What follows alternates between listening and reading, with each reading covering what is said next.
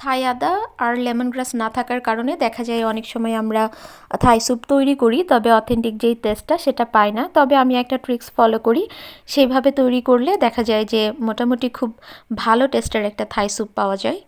Boneless chicken নিয়েছি, সেই সাথে থাই স্যুপের 2টা প্যাকেট অ্যাড করছি। এই প্যাকেটগুলোতে যেহেতু সব কিছুরই একটা ব্যালেন্স পরিমাপ থাকে, তার জন্যই এটা ব্যবহার করা। তো এর সাথে এক্সট্রা করে আমি একটু আদা, কাঁচামরিচ, গোলমরিচ এগুলো অ্যাড করছি।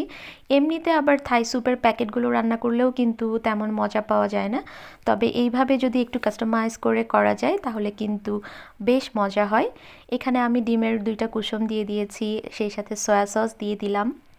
আজকে আমার হাতের কাছে একদমই চিলি সস ছিল না, তাই টমেটো সসই একটু বেশি করে দিচ্ছি। আর যেহেতু প্যাকেট ইউজ করেছি, এটাতেও যেহেতু সব কিছুর থাকে, তার জন্য এটা খুব একটা বোঝাও যায়নি। এরপরে সামান্য একটু লবণ দিলাম, আর একটু স্পাইসি খেতে চাচ্ছিলাম, তাই একটু মরিচের গুঁড়াও অ্যাড করলাম। এখানে আমি সামান্য একটু কর্নফ্লাওয়ার অ্যাড করলাম, কারণ প্যাকেটের যে পানির পরিমাপটা তার থেকে আমি একটু বেশি অ্যাড করব।